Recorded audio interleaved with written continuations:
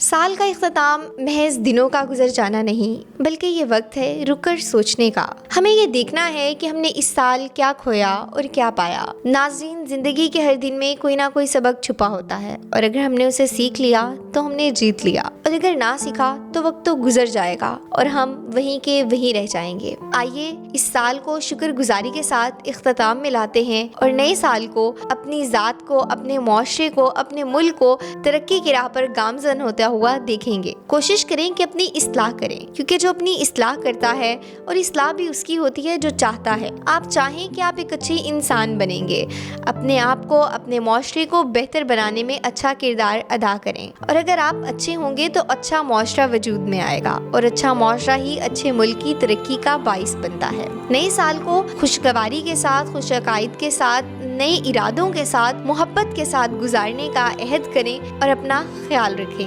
Welcome 2025۔